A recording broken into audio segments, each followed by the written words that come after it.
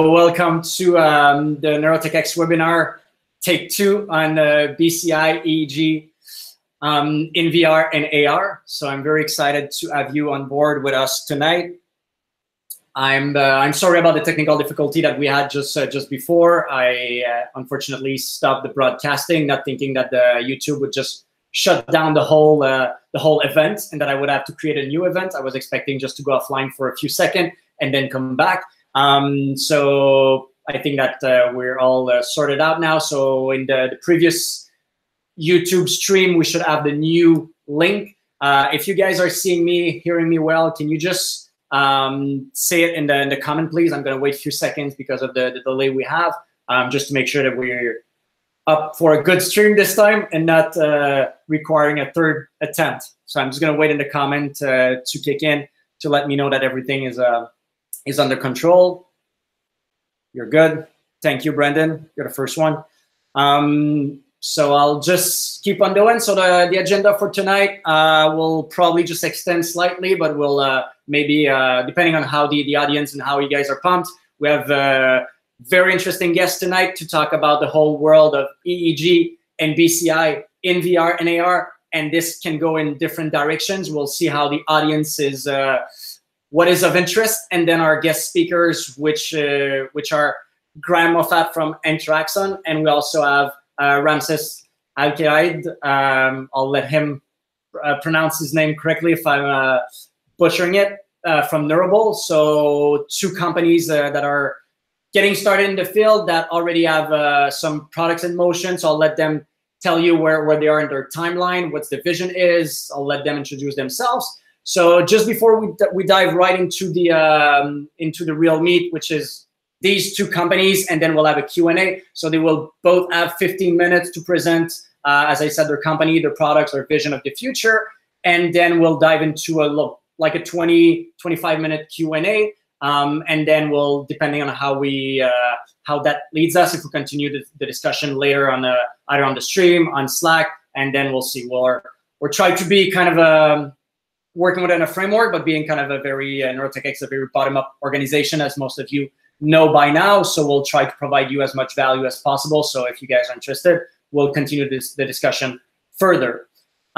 So I'm just going to start quickly while I see that more people are joining. I hope that I won't, that I didn't screw up too bad, that we'll have only few people and we'll miss a lot of people, and we'll have a lot of email saying that they couldn't join us. That would be unfortunate. Lesson learned. So I'm going to start with a quick presentation about NeuroTechX to leave some time for people to join us. So I guess that I'm just going to start sharing my my screen with the presentation, trying not to screw it up this time.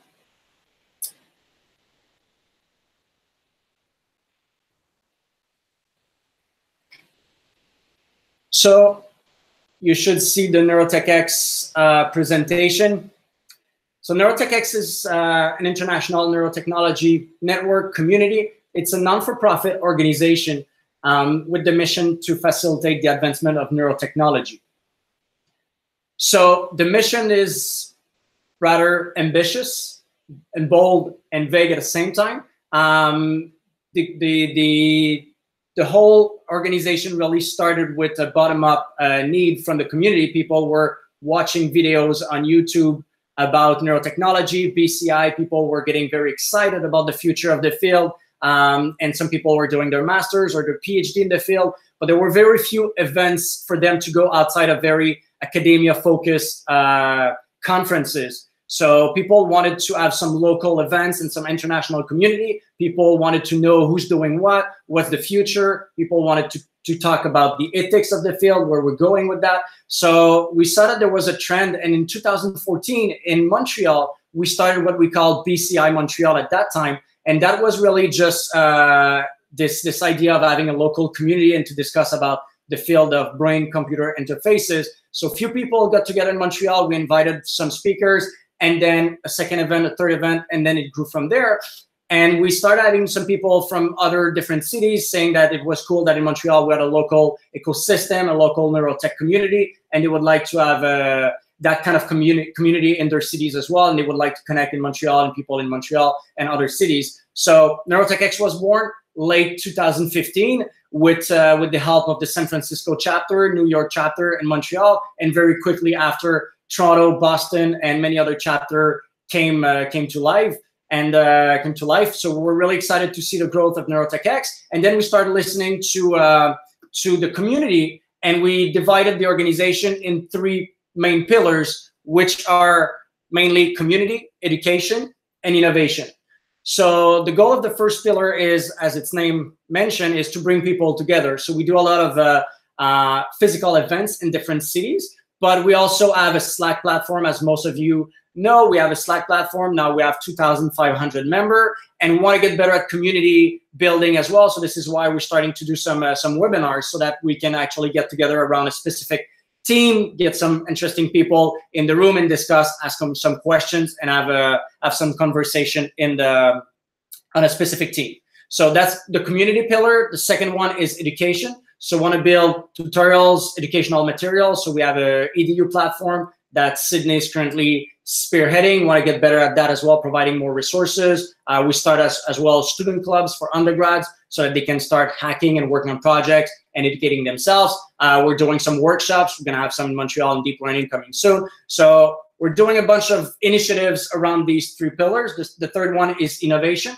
The idea of that is that if we focus on the first and second pillar and we're successful, we'll have a large community of educated and smart people, and then they can go on and start businesses, join businesses, and tackle problem in neurotechnology and move the field forward.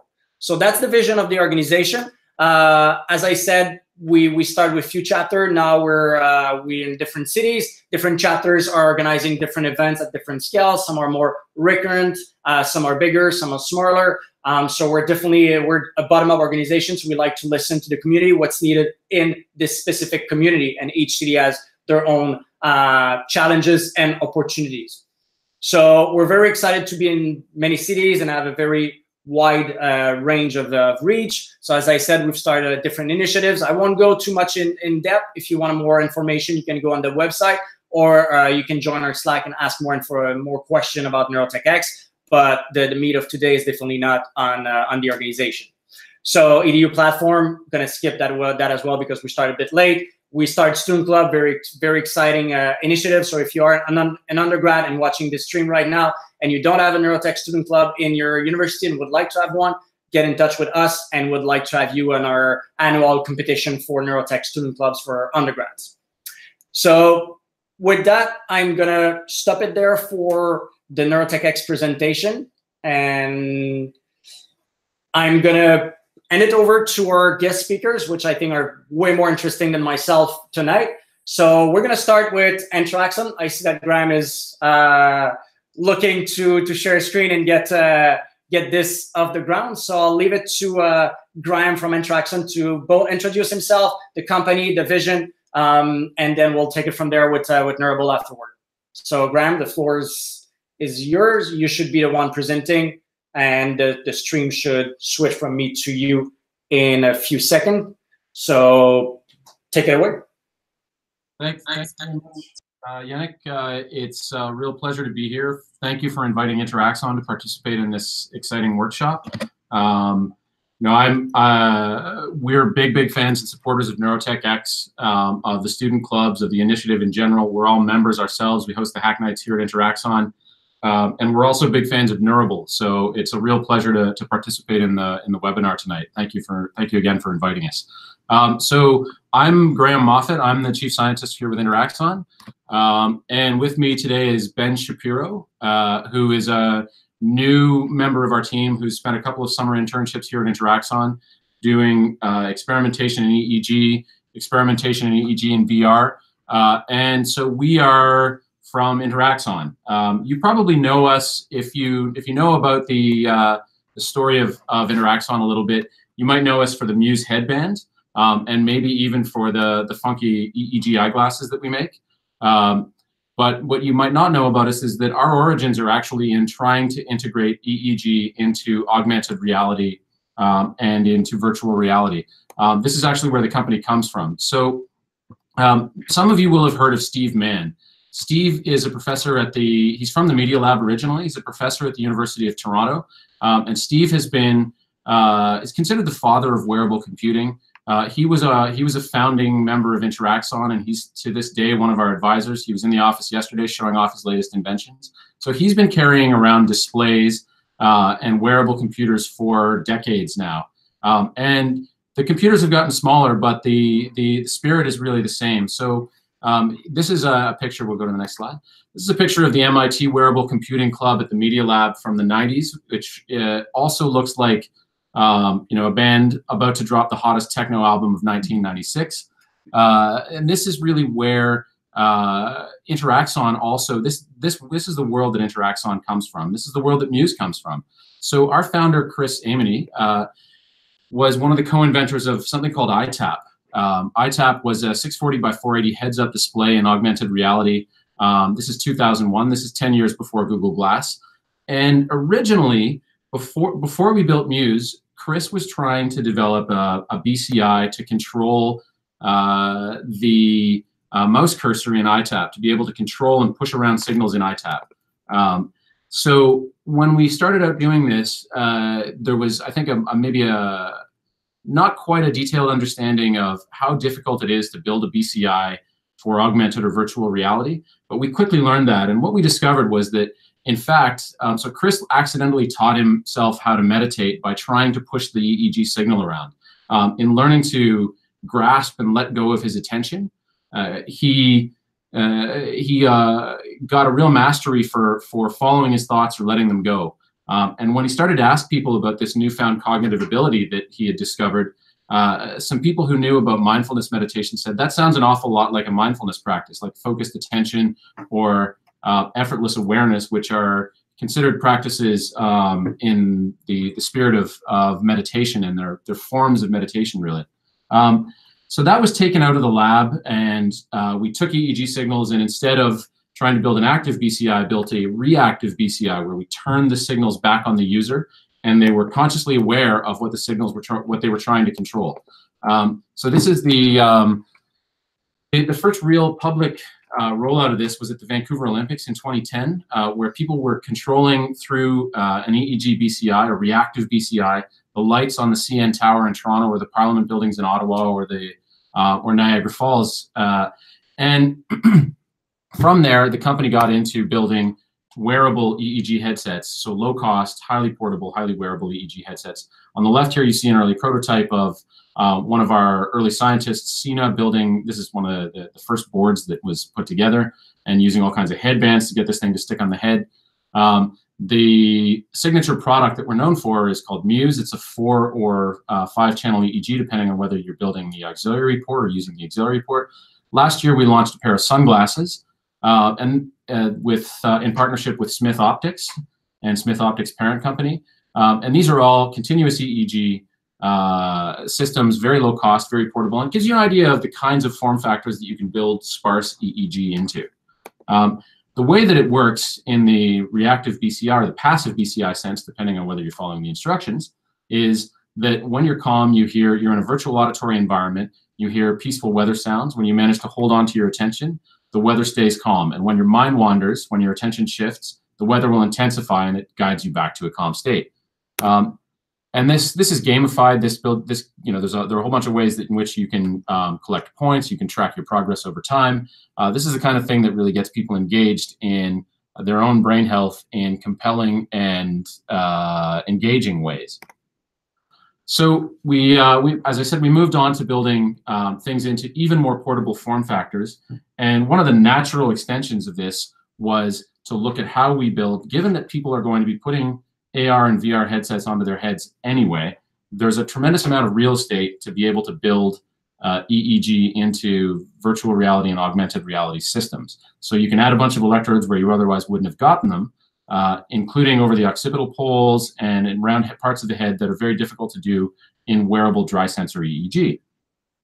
Now, if you go to the state of the art in portable EEG, what you'll see is really in the research community, you see things like what's going on in the Berlin Mobile Brain and Body Imaging Lab. So this is virtual reality in a gymnasium-sized space with high-density systems worn in backpacks. This is wireless, often wireless VR. So I'll play that one again for you. This is Klaus Grammen's lab at the Technical University of Berlin. It's just a fantastic space, and they're doing incredible stuff. If you want somebody to be mobile in EEG or using EEG, and you want to be able to actually get meaningful signals, you still need that kind of high-density system in order to be able to pull out, through ICA and other signal processing techniques, pull out components while somebody is moving, while you've got EMG contaminating your signal. So the question then becomes, what can we do with a low-cost system, with a low-cost dry system? And I think we're seeing a convergence of low-cost dry EEG systems with some of the higher quality systems out there, higher density. You know, there will always be an advantage to using high-density systems, but the very fact that this research has been done on how to build mobile high-density EEG systems for VR, and it's an expanding field of research, has shown us a lot of avenues where we can take things out of the laboratory, we can make them much lower cost, we can use dry electrode systems, and we can build them into systems that might find themselves out in everyday use. So this is Muse VR. This is a neuroadaptive virtual reality system, and we showed this off at CES in a prototype form last year. We're still working on this. It's still a work in progress because it's still a very hard thing to build. And the way that this one works is it has electrodes over the occipital poles or the occipital cortex. It has electrodes on the midline, and it has a faceplate. So the faceplates in the HTC Vive and in the Samsung Gear VR are substitutable. You can swap them out. They're Velcroed into the system, so you can very easily add components to a modified version of that. In the version you see here, you're seeing electrodes over the forehead, and you've got some EMG electrodes over the cheeks that you can actually potentially use to drive an avatar in VR. There's also a PPG on the cheek, which is an excellent place to get cardio respiratory data from a photoplethysmograph. So we'll move on to the next slide. And this is the kind of form factor that you can fit these things into now.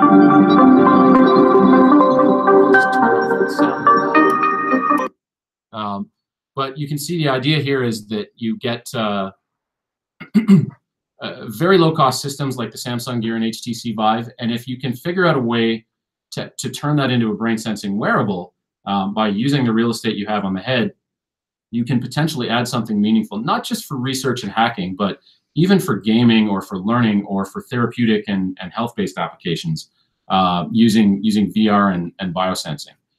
So that's the form factor, and this is the electronics can be fit because the electronics in Muse are relatively small and the amplifiers don't take too much power. You can fit these things onto a VR headset in a way that is not too intrusive or bothersome for people to use. There we go. Next slide. So these things can be built into a number of different form factors. The most common is really a 6-channel faceplate plus ear clips with 2 frontal channels, 2 on the temporal poles, depending on how you attach them to the ears, and then 2 over the cheeks for EMG. And you've got a lot of leeway in how you build these things into a Vive headset or an attachment to a Vive headset. You can really play around with some interesting montages. And this can be turned into an 8 or a 16-channel almost whole head system. In addition, you get the PPG on the faceplate for heart, SpO2, and for respiration data. So everybody knows about the sort of classic EEG bandwidths and the band powers and how you can use these things to drive various different types of BCIs, or you can use them to do neurofeedback, classic neurofeedback. So these are things that you can do with fairly straightforward signal processing, and this is pretty well understood now. One of the things that's more interesting, I think, than that is that you can now, with very low-cost systems like Muse, do ERPs. So if I were to play this little green dot, to you repeatedly and flash it on and off over the course of, say, repeating over at a 1-second interval or something thereabouts, and then inserted an oddball, and I signal averaged over the onset of all of those things, I would get something called an event-related potential or an evoked potential. The reason we call it an evoked potential is this is evoked by a stimulus event. So it's time locked to something in the real world or in the virtual world in this case. And when you do that, you get this very characteristic waveform, an event-related response. that has a time course of tens and hundreds of milliseconds, and it tells us a lot about what the brain is doing. We know a lot about where these things come from in the brain. In addition, you can see things like if someone is fatigued or concussed, you can see things like a decrement in the amplitude or an attenuation of an ERP. So, as I mentioned, when we play a stimulus or when we repeatedly present a stimulus to someone, we can get these characteristic waveforms. What's really cool about this is that because there's been so much neuroscience on evoked potentials for so long, this has been going on for decades now. It was originally really one of the reasons that it happened so much in Toronto, where we're based, is that Terry Picton, who was one of the first people to do ERP research, especially auditory ERP research, was based just up the street from us, and the legacy of his work has informed ours a lot. But the coolest thing about this is that every one of these deflections that you see here is potentially known to be where it's from, and it's potentially plastic depending on the pathology of or neuroplasticity of a particular system. So each of these deflections it's pretty well understood where, with the exception of maybe the P300, where in the auditory system or where in the visual system or where in the somatosensory system these things come from. The lower down you go, the earlier you go, the more specific they are, and then they become distributed through a network of centers of activation in the brain. So a number of labs now have compared Muse versus, I would say, research standard systems like the ActiCap. We have an ActiCap in our lab. And what they found, so this is Olav Krigolson's work published in 2017 in Frontiers in Neuroscience, is that you can get pretty reliable evoked potentials with Muse. And it costs a lot less money and the setup time is a lot smaller. So you can potentially do a lot more kind of research and experimentation with this. But you can do even more than that. So one of the reasons that you would want to use ERPs is that in brain health and in healthcare, virtual reality is growing much faster than BCI is even growing. So virtual reality is really taking off in healthcare, and there are some really positive results. I would recommend, if you're interested in learning about VR in healthcare, that you follow people like Brennan Spiegel, Skip Rizzo, Walter Greenleaf, and there are a number of other people. A lot of that is happening on the West Coast of the United States, in California, where there's so much VR development happening, and there are just some really progressive and interesting experiments in the deployment of VR inside and outside of hospitals. If you can measure brain health, then you can potentially add real value to these interventions, especially VR interventions. So if you have real-time feedback, like, for example, in the Muse experience, you can learn skills, you can learn self-regulation, you can even learn mindfulness. And if you have asynchronous feedback, then you can compare an individual, or an individual can compare themselves to their progress over time. And the key thing here is that ERPs, much more so than continuous EEG, are highly sensitive to neuroplastic changes. So whether you're training for something, whether you have a high degree of expertise in something, or whether there's some sort of pathological process happening that's driving changes in brain connectivity or in brain physiology, you can measure these things much more reliably with ERPs than you can with just about any other component of EEG. Network analysis is also very useful here if you have enough electrodes to do so. Okay, you can also do really cool things like some of our collaborators have done with EEG. When you get it on the heads of a lot of people, this is 6,000 individuals, and these are the distributions by decade of the alpha peak frequency, which is a characteristic part of the EEG spectrum. These are oscillations that repeat, and they come back again and again, and they change over the course of life. So the peak frequency of oscillation of alpha seems to reflect changes in brain health over age, and this has a fairly linear relationship as it slows down with age. So being able to detect these things, or people going off the path of normal healthy aging, has potentially really significant effects. This is why you want EEG on lots of people. You can use this as a brain health application in the future, we hope. You can also see really cool, very large effects, or rather, sorry, very small effects with very large numbers of participants. So some things like speed of learning effects. In this case, this is Randy McIntosh's data from an experiment we did here in Toronto on 600 individuals, where we saw a speed of learning effect where some people could pick up new skills, controlling neurofeedback and pushing a signal around in a BCI within 1 minute. But this effect only showed up when you had a very large sample, and you could even pull out some people who were very, very fast learners and distinguish them from much slower learners.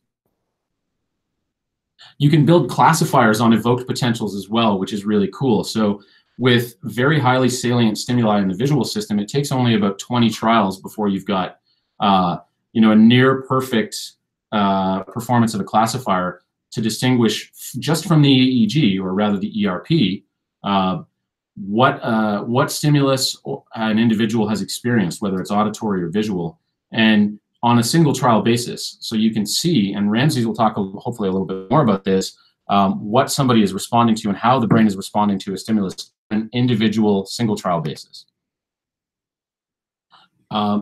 In virtual reality, what we found with the Muse VR system is that these ERPs are even more salient. So they pop out maybe even more robustly than outside of the virtual reality environment. This is some of Ben's work from last summer in looking at novelty potentials and early somatosensory potentials and multisensory potentials to target and non-target stimuli using the Muse electrode montage. You can build classifiers on this. So if you throw the Muse LSL or the Pi-Riemann classifier ensemble at some of these things for single trials, you can get very good performance on single classification of a number of these stimulus potentials.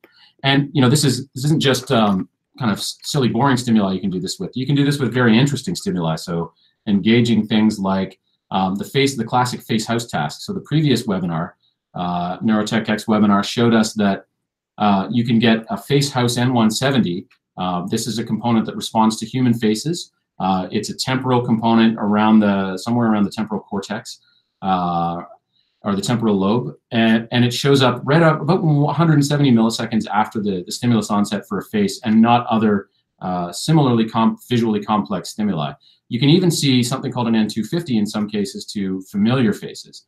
I hope you're starting to get the idea here that the kinds of things that you can measure with evoked potentials and the kinds of things that you can measure with even with sparse low-cost systems can be potentially useful in virtual reality. So for example, in whether or not someone might recognize a stimulus in a virtual environment, or whether we can detect whether that stimulus is novel or what it is that they're looking at.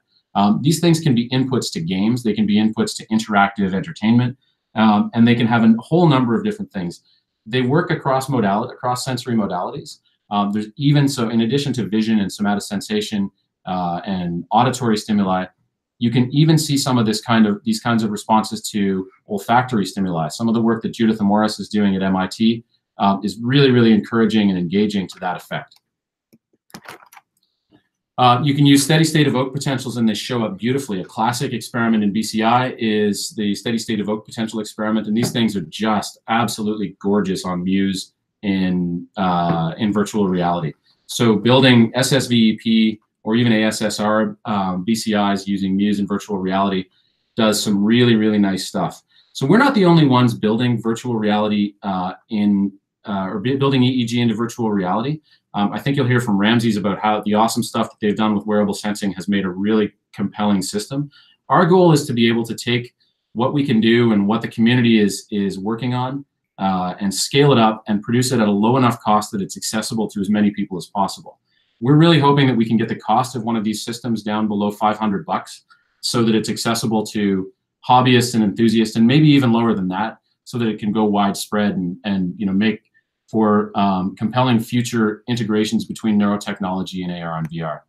So with that, I think we're out of time, but I wanted to hand this over to Ramses and back to you, Yannick, and thank you again for the opportunity to talk a little bit about where we're headed and where our technology is going. Great, thank you. That was a great presentation. All right, so Ramses, do you want to just go ahead and jump in there and take over? Yeah, absolutely. So first of all, once again, it's a pleasure to be here. Big fan of InteraXon and what you guys are doing. We actually use the Smith glasses for a lot of our testing. It's big when it comes to where we're headed in the future, which I'm really happy to talk about right now.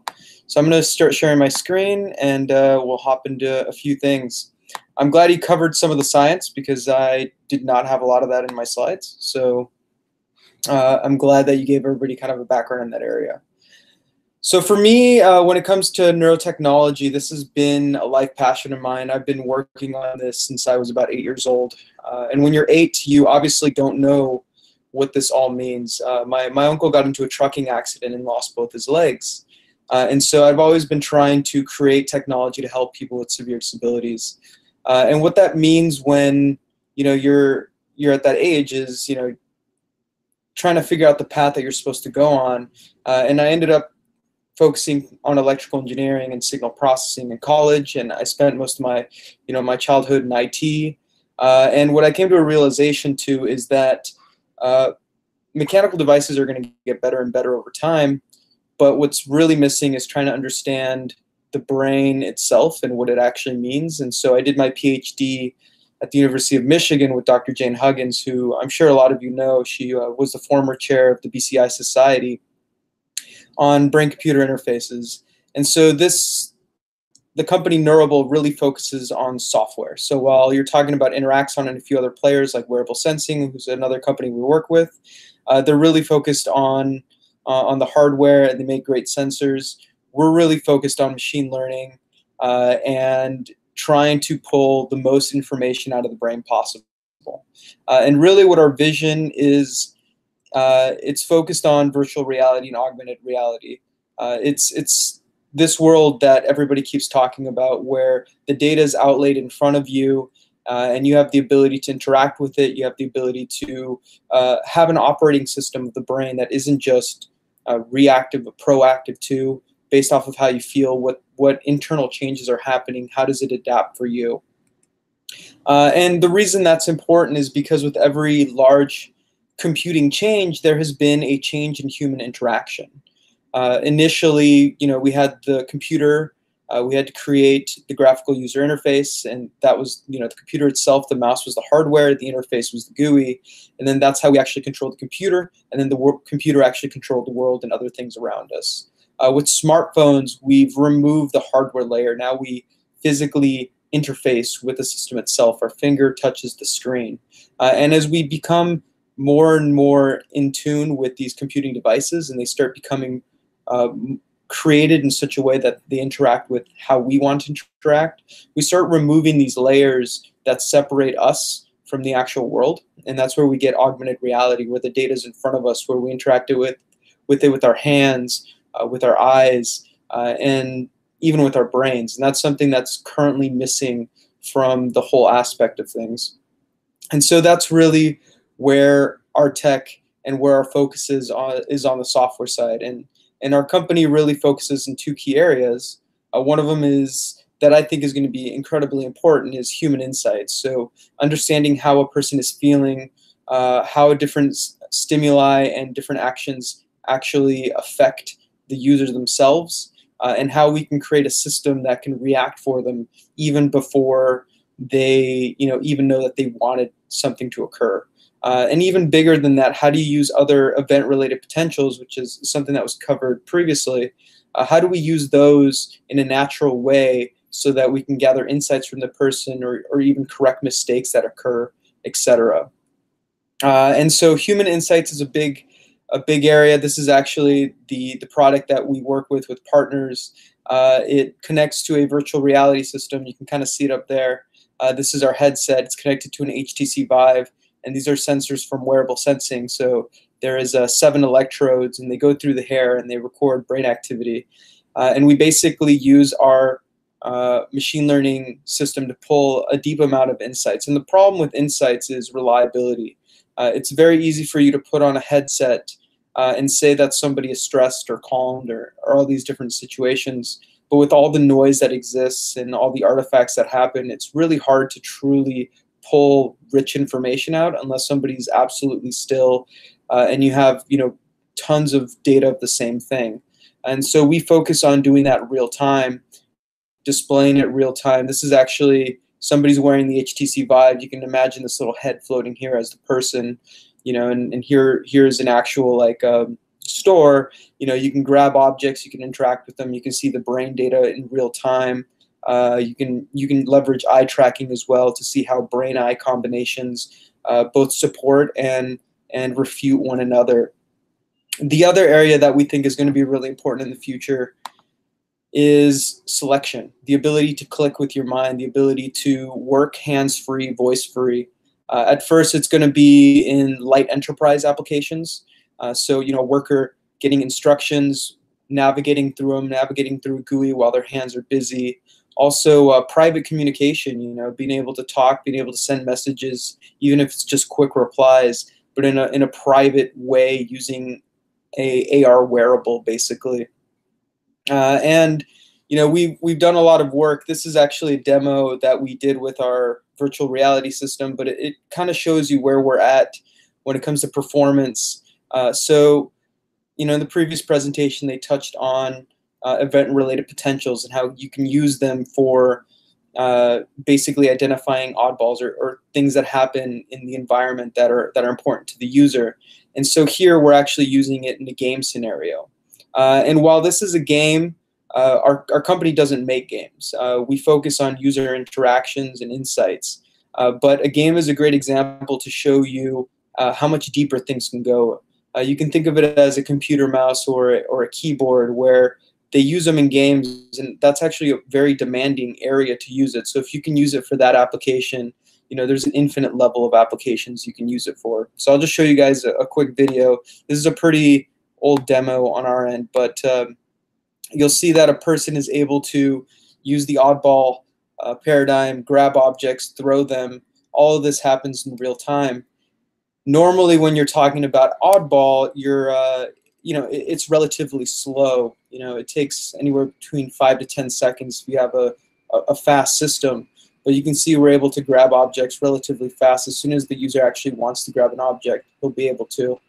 And this robot's going to shoot some lasers, and you can see people can actually create multiple event-related potentials and transform all those balls at the same time. And so really where Neurable comes in is how do we create the software of the future, the software that allows people to reliably interpret brain activity, to quickly interpret brain activity, and to use it for something that can be part of an experience in the future for human control and human needs and how we react to that. So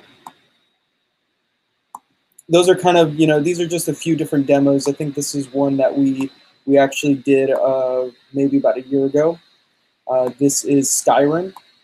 So we have a system that allows us to create just quick little icons that we can throw into a game.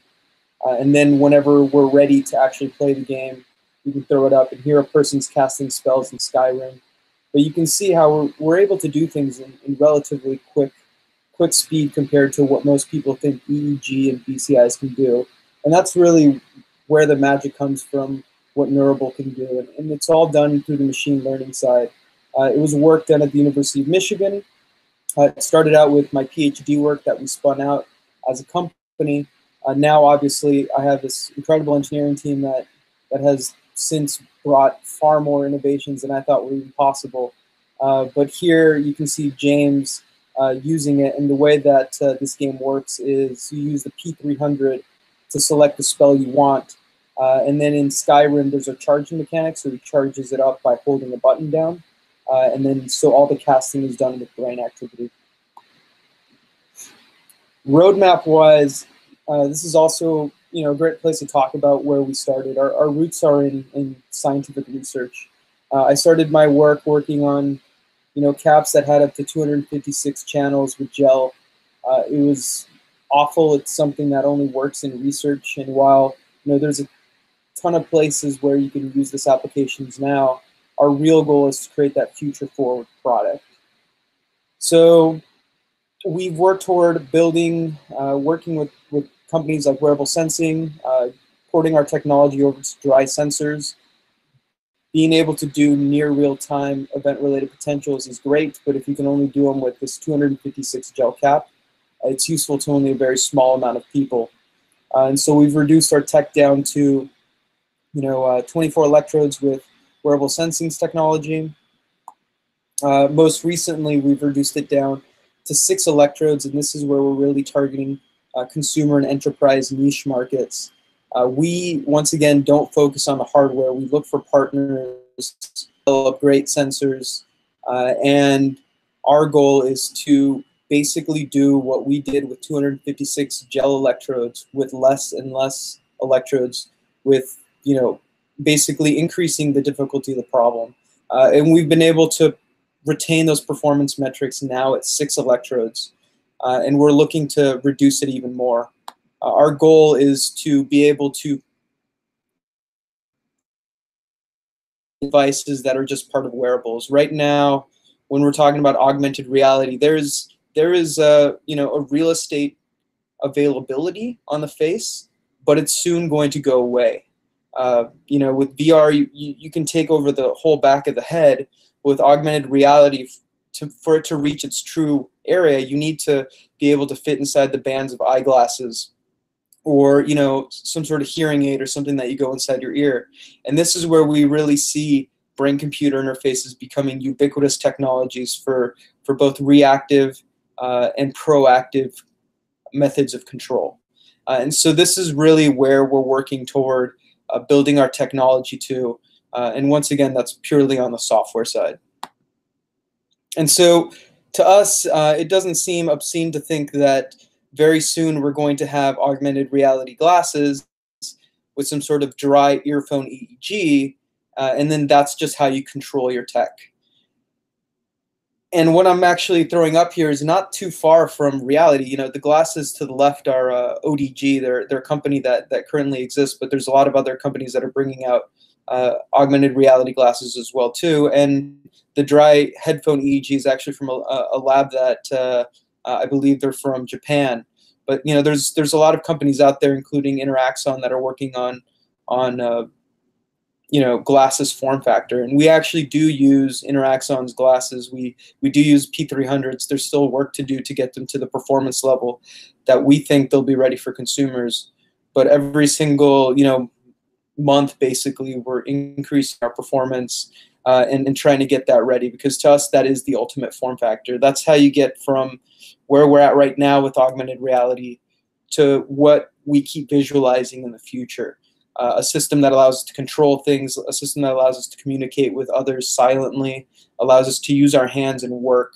And while this seems really kind of out there, you know, we're headed in that direction. And maybe we might not be able to do all these things now, at least when it comes to, you know, being able to answer a call, being able to send a quick message. We can do that right now with our 6 electrode technology. The next goal is to get it into this ear form factor and really change the way humans interact. And that's how we get to here. And this is what we call a world without limitations, which is the motto of our company. A world where no matter if you're somebody who's severely impaired or somebody who's not impaired at all, this is just how you interact with the world. You're able to walk through it. You're able to interact, book a car, add a contact, and all this happens seamlessly. And this is really the mission that we're driving toward as Neurable in the types of devices and products we're trying to provide. How we do it, I can't necessarily, you know, talk about, because that's where our secret sauce comes in. But, you know, there's been a lot of great people who've used our tech. We're working with a lot of partners, some really big groups that we'll be announcing in the future. And we're obviously always trying to reach out with companies like InteraXon, among others, toward partnerships on hardware, so we can bring this technology out to, you know, the mass public and people in the NeuroTechX community as quickly as possible.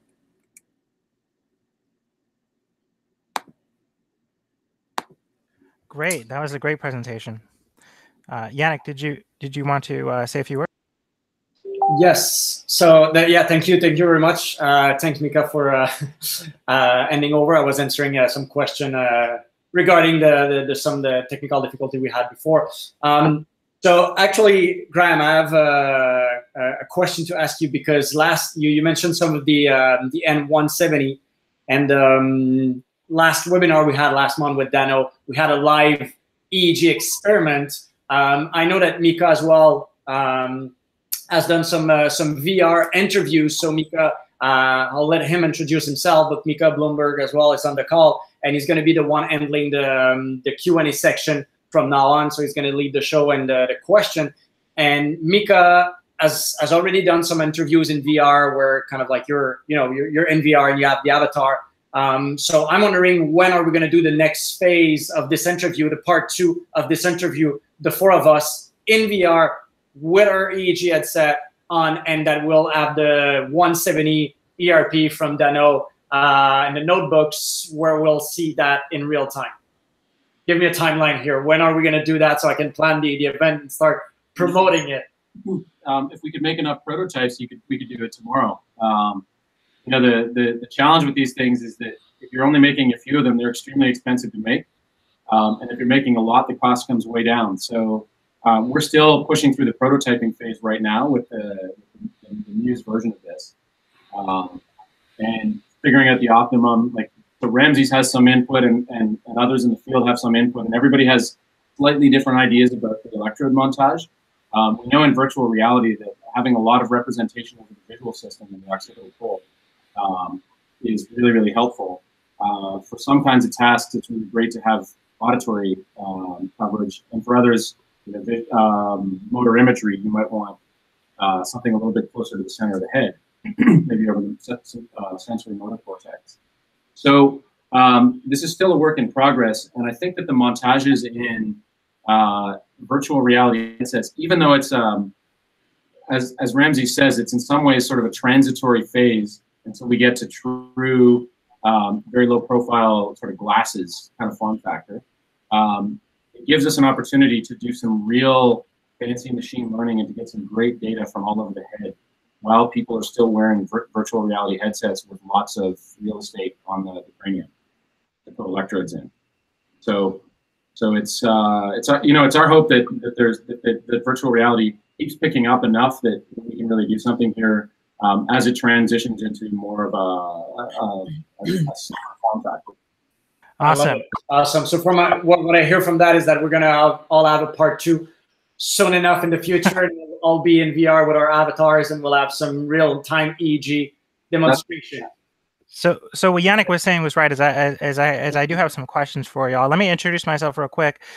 So I'm actually with this group called the Vision Agency. We make microdose VR. We have been using one of the Muse faceplates with our basically we have this we use the Unreal Engine and the Muse faceplate, the EEG and the ECG to put your heart rate and reflections of your brainwaves into this sort of like visual eye candy, where you're shooting out these really amazing graphics in the HTC Vive. We're also, I mean, I can't. Well, I'm also a host of NeuroTech San Francisco, or NeuroTech SF, and we're working on this project. I like to call the project NeuroHackster, but it's really just neurohacking. We're just combining our project. So this is one of the presentations I made about how there is a huge convergence coming between EEG, or brain-computer interface, and VR AR devices, or XR is the short for brain-computer interface devices. We've seen the EMG sensors integrated for face tracking. We've seen these faceplates from Muse. We've seen the Luxid has this eye tracking and EEG integrated. There was the iFluence and the Phobe that are using eye tracking to predict your intention. With microdose VR, we're also looking to give people, feedback on their intention and their emotion. With multiple brain-computer interfaces, we're looking far beyond just EEG. We're looking at integrating, heart rate and eye tracking. Acrovert is a company that's creating an all-day wearable, and I represent them. Our project, before we started the NeuroTech SF trying to combine this year, trying to combine Open BCI with the Vive, sort of inspired in part by the Neurable headset, which I understand the sensor, you have a license with Wearable Technologies. I got to try the Wearable Technologies. It was great. I got to talk to the president. So that technology is really inspiring the hardware. But let me go. Oops, I kind of went past my slide. So this slide right here. So at NeuroTech SF, we've actually combined the Brainduino EEG board with WebVR. So you can actually see reflections of your EEG patterns moving the objects on the screen. So this is like just a small hacker community in San Francisco, and so kind of proud of that. So that's who, and I'm also with Silicon Valley Global News. That's my publication, svgn.io. So I wanted to sort of start off in terms of questions. We have a lot of questions on the YouTube screen, but I wanted to ask. the folks in Neurable. So so what can you tell us in terms of the I'm sort of blanking on the question I was going to ask, but so going back to your partnership with Wearable Sensing, how have you have been able to take what's a $20,000 headset technology and make it into a commercial technology, and at what price do you think you can bring it down, bringing that really advanced sensor tech to the mass market? Yeah, I mean, to Graham's point, it has to do with how many headsets you sell, right? And whether it's in a prototype stage or you're mass producing them. So the electrodes, any electrode, is fairly, low price for the actual components that go in there once you go up to scale. It really has to do with how many the company is selling and how many are being produced. At least for us right now, they're still relatively pricey. We don't actually sell the headsets necessarily. We actually give them to partners, and we work with them on actually developing the project and help leading them to success in the actual project deliverable itself. So that's our current direction, because we want a high touch level right now as we learn more about our tech. We're far earlier down the pipeline than InteraXon is. Our company's only about 2 years old, and so there's still a lot of learning for us to do. But our goal, especially looking at products similar to InteraXon's Smith glasses, the quality of their electrodes are quite solid. And so we're looking to find partners like that where they already have that solution. They're already in those products. Now, how do we allow them to really unlock what the brain can do? And so I don't think price is going to be an issue in the future. I think that a lot of EEG companies right now that have a high price can do that. But very soon, people are going to have to start understanding that consumers and consumer wearables are going to be where the uptick is, and they're going to have to evolve and modify for that, or they're just going to get beat up on price, and it's going to drive it down.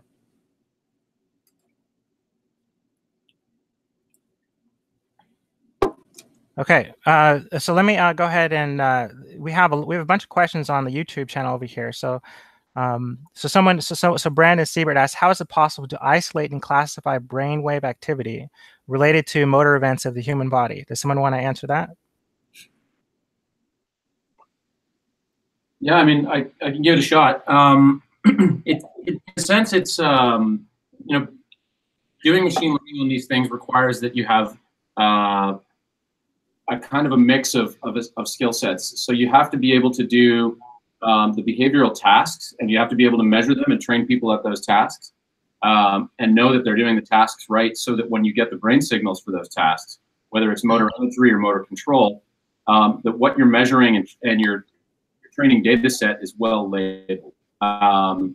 So when Neurable goes out and they try to build their training data sets, they've got extremely good labels, I'm sure, and they've got they've got a lot of data. And they've got it from multiple users, and then so you can do some machine learning to a degree across participants, and then you have to do some customization and modification for individual users. Yeah, it basically all comes down to, obviously there's a lot of research work already out there. I would use a free and easy to use platform if you're going to do it yourself first. OpenVibe is a great one, but it comes down to what Graham was talking about, which is the machine learning and how is it possible to do pre-event motor activity detection. It's never brain first, right? And so capturing it there, people usually put electrodes around the motor areas of the brain using something called cross swords, which is a electrode type of montage, and you're able to isolate those signals ahead of time. But it does take a lot of practice and a lot of training in the individual before you can do that without them having to do some sort of physical movement as well. So to add to what Ramsey said, I think one of the things that is maybe a little bit undersold in the BCI community, especially the BCI engineering community, is the importance of knowing how to do human experimentation. To get participants set up appropriately and to be able to measure behavior appropriately and teach them behavior appropriately, and measure psychophysics. These are all skills that are quite widespread in psychology departments and to some degree in neuroscience departments as well. But you see an awful lot of papers coming through the IEEE journals where maybe the quality of the experimentation and the behavioral characterization leaves something to be desired. So one of the things you can do to really shortcut the amount of work required is to get great data by collaborating with human experimenters, with people with experience. So I really want to ask. I want to ask the folks at InteraXon, but after that, I want to ask Neurable the same question. What the question is, given that the domain of medical imaging, whether you're working with EEG or electrical impedance tomography, it's a bizarre domain. Your brainwaves are not like the example I like to use. If you're driving a car, you're going to have a lot of brainwave activity. You're going to have a lot of blood flow activity. You're going to have a lot of spiking activity, and as you get good at driving that car, that activity decreases over time. It takes you less energy to do something when you become better at it. So if you want to incorporate EEG into a game, if someone gets good at your game, their brain is going to it's going to decrease its activity over time. So it's like you have this paradox of, like, when you're gaming with EEG, the better you get at it, the harder it gets, because your brain activity is reducing its activity, the better you get at something. So it's like so the domain of brain activity is a bizarre domain. And I wonder, how is neural networking helping, deep learning neural networking helping you to adapt to the bizarre domain of brainwave activity? And go ahead and I want to know what Muse's thoughts are in terms of using AI for EEG, and then Neurable after that. I mean, I think Ramsey is probably better suited to answer this question, because they're a middleware layer for primarily machine learning in many ways. What we try to do is, so we work with a lot of collaborators around the world on research projects to prove out our technology and really extend it in a number of different directions. What I will say is that, one of the things, there's a trade-off. So you're absolutely right that people will habituate, and their individual evoked potentials might attenuate or habituate or get smaller as they become more expert. But some certain components also, especially transient components, are augmented. So if you look at, for example, the expert literature on auditory discrimination or visual discrimination, the brain responses of experts in, for example, music, are augmented with respect to non-experts if they hear specific things that they are used to hearing, they're trained to hear. So this improved behavioral discrimination is reflected in brain responses. The other thing is that the longer you collect brain data from someone, the better you get at it, at distinguishing things. So you're constantly doing machine learning. It's not like you train a classifier and then you stop. You're trying to continuously label. And this is the great advantage of virtual reality, is because the entire stimulus environment is under the control of the computer, everything can be labeled. So you just continuously get better at classifying by continuously retraining your classifiers and improving your classifiers through machine learning. When it comes to deep learning, I think the jury's still out on how that really rolls in at scale to EEG. There are probably some, I don't know if they're doing it at Neurable, but I know that a lot of people have tried it. There have been a lot of great discussions in the NeuroTechX and the EEG data Slack channel about just what to do, like where does deep learning fit. And it's tough to find a place for sparsely labeled continuous time series data to apply deep learning unless you've got a really, really good, well-characterized corpus, which is sort of what we're lacking in some respects in the broad sense in open data sets.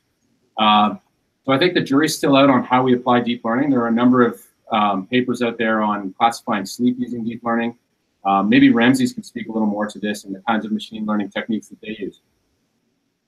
Yeah, for the first part of the question, when it has to do with learning and adaptation, you touched on it pretty much straight on. That's actually one of our biggest issues right now with working with a lot of partners of ours. So, a person goes in, we can look at attention levels, look at alpha, look at some gamma oscillations, and we can say, wow, this person is really primed in these areas that at least we've identified have to do with learning, and they'll go in and they'll crush it. They'll do a great job, and we'll see learning happening. And then we bring in an expert at the opposite at the brain. So what we've had to do is it really comes down to the type of study. If it has to do with a study where we're able to use a lot of electrodes, and we actually use different measures for functional connectivity to understand where circuits are, across the brain and how they interconnect, and then obviously, how they respond to different stimuli as well too. And then if we're using, a lower electrode count, then really we have it tailored specifically for novices, and we know how their brains are during first initiation of a task, and then we also have experts later on, and so from there we're able to create groups basically where we're able to identify how the two groups change over time, and then make inferences from there. And so that's really where our work has been, working with companies right now when it comes to learning and adaption, even when it comes to the event-related potential and how they use it for control. When it comes to deep learning, I can't really talk too much about our R&D pipeline. Research so far has not shown that deep learning has demonstrated a significant boost in performance. What I can tell you is that we have explored that area. I think we're going to break that mold, but it really has to do with how you look at your feature sets, and so that's really where our focus has been. I think deep learning has a lot of potential in making it so that we can remove calibration and a whole bunch of other issues that exist, but thus far, I don't think that the right approaches have been done, and so I know our team here is working really hard on trying to figure that out, and so I'm really excited about that prospect and what it could bring.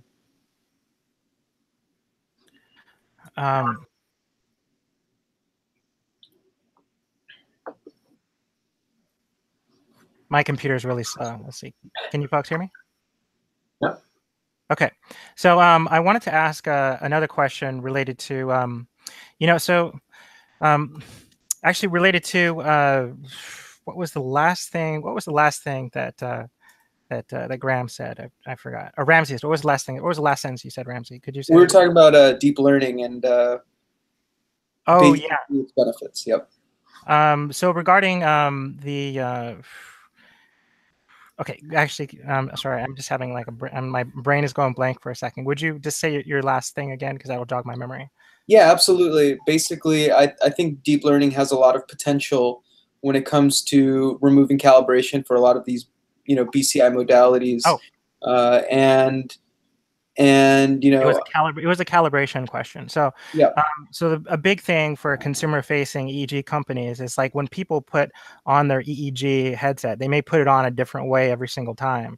And so if you have like a headband, it may be in a different part of your brain every time. And I think that it's exciting to see, virtual reality. But I want to know from y'all in practice, if you combine a virtual reality headset, you may expect that someone is going to put that headset on the same way every time. But I'm thinking maybe not. Because in like ideally, if you always put on your eyes. So the question really is one about calibration. How do you help the user to put the headset on correctly, and to put it on so that the sensors are lined up in the same place? If you put the sensors in the faceplate, that is one way to get the sensors lined up every time, I guess. But and the other question is like, how do you calibrate the positions of those sensors and the data you're collecting? And along the same lines, what are like, I guess I was excited that there was ECG sensors in the faceplate from Muse. So what other sensor modalities are you looking to integrate into your headsets? Especially, there's some, there was some excitement around eye tracking and pupil dilation tracking, but now people are saying pupil dilation tracking is really not that useful. So what's useful? What are you discovering in terms of, what for future directions does it make sense to incorporate eye tracking into your products, or is anyone looking at electrical impedance tomography? So if you want to go answer that first. I think that's more than one question. Yeah. Sorry. Okay, with respect to how sensors fit on the head, it really matters where the sensors are if you're trying to do some kind of source localization or if you're trying to measure network activation. It is much less sensitive. So evoked potentials and transient responses and continuous EEG, I think, are much less sensitive to that problem. You know, if you're a centimeter off where you expect your electrodes to be, you're still going to see the same responses because these are relatively diffuse dipoles. You're going to see them, they might be attenuated a bit, but the relative amplitudes of one versus another, an oddball versus a target, or a face versus a house, or you know, this auditory versus that auditory stimulus, are still going to have this roughly same morphology. So you can build that in, you know, through a classifier montage. You can build that in and be relatively adaptive to that. I think that so it's not as big as of a problem as it might seem at the initially. You know, heads have pretty defined landmarks, and people actually pretty reliably, people don't put their baseball caps on, you know, off by 20 degrees one time and then off by 20 degrees to the other side another time. They tend to have very specific ways that things fit on their heads, in part because we have so many somatosensory bits on our head and neurons there and receptive fields there that you know, there's a way that something's comfortable and there's a way that something's not, and you don't actually get that much variation from session to session. When it comes to what were the other questions there? I want to number them. Eye tracking. Yeah, that's something that we're not going to solve. You know, that's a whole other problem. That it's a hard problem that entire companies have been devoted to. So the big techs have been buying eye tracking companies for the last few years, possibly in anticipation of augmented and virtual reality headsets eating those eye trackers. I think there are a number of different approaches to eye tracking and how it can be useful in AR that have very little to do with EEG. So for example, foveated rendering and even just behavior estimation through eye tracking are pretty robust additions to the virtual and augmented reality platforms that exist today. It may be possible to use eye tracking alongside EEG to do some really cool stuff. But Ramses probably can speak to that more than I can because they've got eye tracking built into their system already.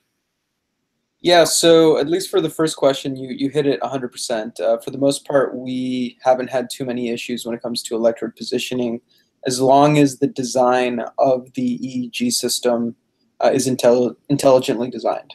That's what it comes down to. When it comes to eye tracking, I'm a big believer of eye tracking in the future. I think that it's going to be the brain, the eyes. I mean, from a neuroscientific perspective, the eyes go directly into the brain. And for a lot of neuroscientists, it's basically one unit.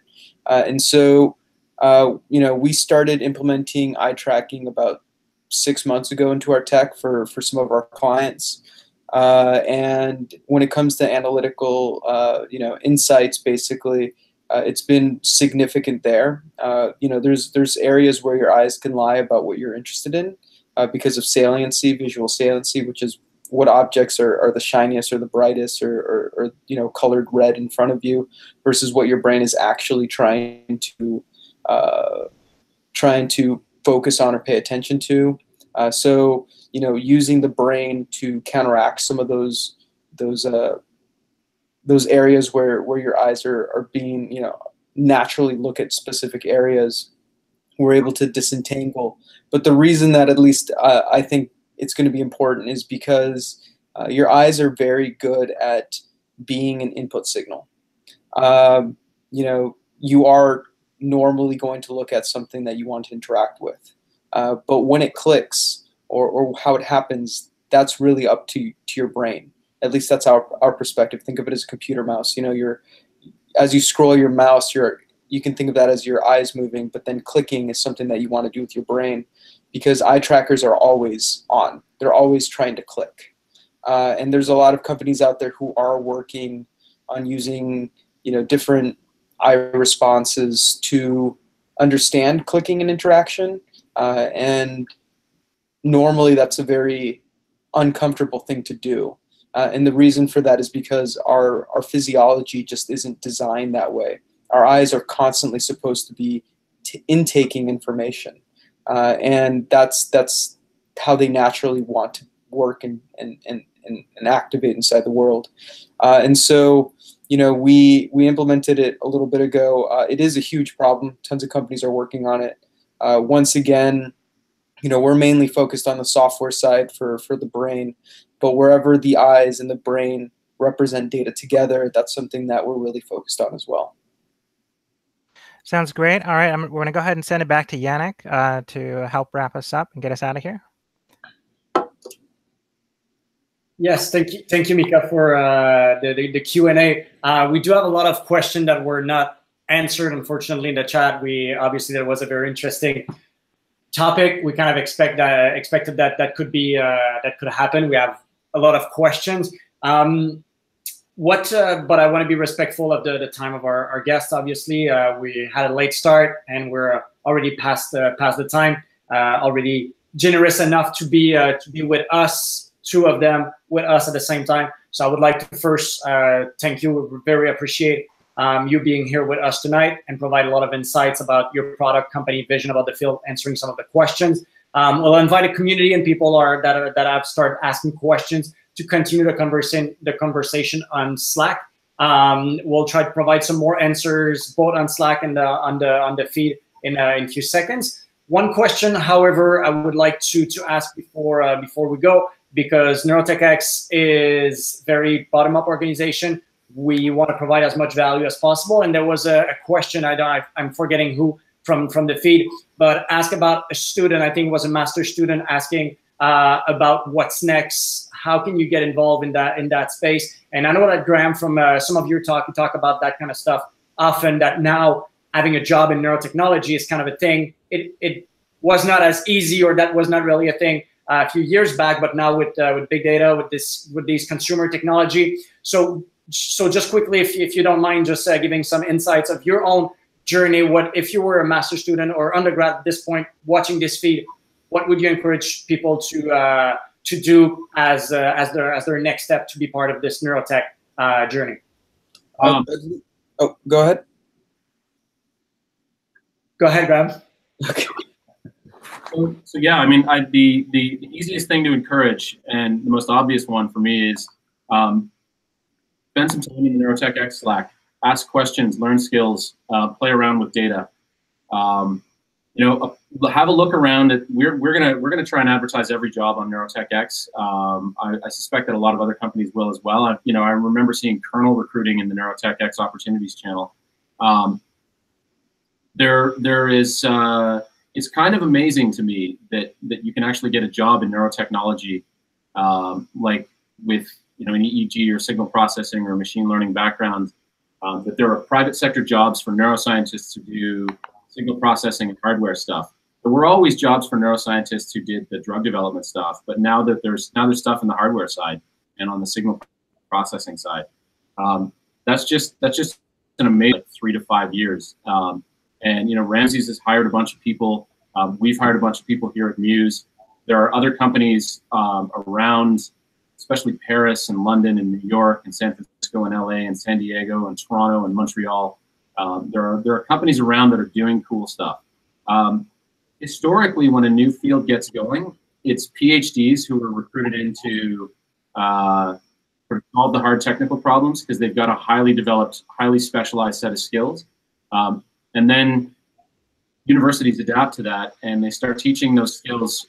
They condense them into a master's level course. So I think that there are probably some master's level students in biomedical and neurotechnology engineering who are at least as good as the PhDs were us old guys like a few years ago. So you don't necessarily need a PhD to do the work. Ben has joined our team after 2 summers as an undergrad research intern, straight out of undergrad, and he's got the kind of experience that allowed him to come in and really perform at a top level right out of university. And so even out of undergrad it's possible, but certainly out of a master's you don't need to do a PhD to get into the industry. Yeah, at least on my end, I know that the people who've succeeded the most, at least what we do, which is software and machine learning, have been the people who have a strong mathematics background and signal processing background. Basically, if you went to school and you saw those insanely hard classes where they were talking about 11-dimensional matrices and how that's totally normal, those are the people, and you enjoyed it and you understood it, those are the people that we found to be the most successful at our company. Now, as our team is growing, we've had to fill in roles that are more behavioral based to understand and do data collections in ways that are more robust. But when it came to at least the work that we do here, it's always been the signal processing people that have really forged the path forward. We found that a lot of the students that we got from just pure neuroscience background, it became very difficult for them to pick up some of the data science that we have to do. But teaching the neuroscience, at least at a systems level, has been something that we've strengthened in order to allow these electrical engineers, these mathematicians, these high-level physicists to be able to really succeed in the positions that we have at Neurable. But as things move forward, degree requirements are going to become easier and easier. Things like NeuroTechX are going to be incredible because you're giving those tools so early in the education pipeline. And so, there's going to be better and better neuroscientists and engineers moving forward. This is really just the beginning of a field that's really about to take off. It's been around for a very long time, but an inflection point is coming in the next 5 to 10 years. And so this is just a really opportune time to be in this field.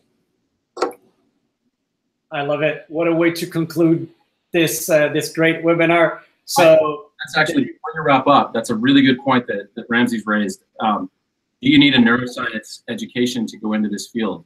And I think the answer pretty conclusively, as Ramsey's pointed out, is no. Neuroscience is anything but a pure discipline. The best neuroscientists in the world have been electrical engineers, they've been physicists, they've been chemists, they've been biologists. They don't have to come from neuroscience. So you don't need a neuroscience degree. You need quantitative skills, you need scientific reasoning, you need to be able to code and analyze and think, but you don't need a neuroscience background to get into the industry either. Yeah. Sorry, anyway. What a way to conclude. Thanks, Graham, for this this little add-on. Actually, this is well aligned with Neuralink, Elon Musk's company in the field, where on the career page you can read that there is no neuroscience background required, and they're obviously building kind of a next generation neurotechnology. So definitely to echo both your statement. So thank you again for your time. For people interested to know more, who wants to be in that field, want to develop some skills, want to know more about the technology, the job opportunities, and things like that, I think that Graham said it beautifully. Follow NeuroTechX, develop some skills, and then check out our job. Before we go, I just want to say, if folks want to check out my podcast real quick, the Neuralace podcast, I talk about both the Neurable and the Muse and microdose VR and some of the other things we talked about today. And that's just type in the Neuralace podcast, season 2, episode 1, and that is presented in part with NeuroTechX. So thank you very much. Thank you, Micah. Indeed, the last podcast was really, really interesting. They covered kind of 360 degrees of neurotechnology. And if there are specific topics, specific subjects you'd like to for us to cover that you're interested in, please reach out, and definitely we'll get more and more content. We're trying different formula, playing with this a little bit, from podcast, interviewing more people, having one guest. So we're still playing with the format. Let us know what you think. If you like the video, as any YouTuber would say at the end, subscribe, like, and leave some comments below. And we'll see you next time. Thank you guys for being here. Have a nice day. Thank you. Take care.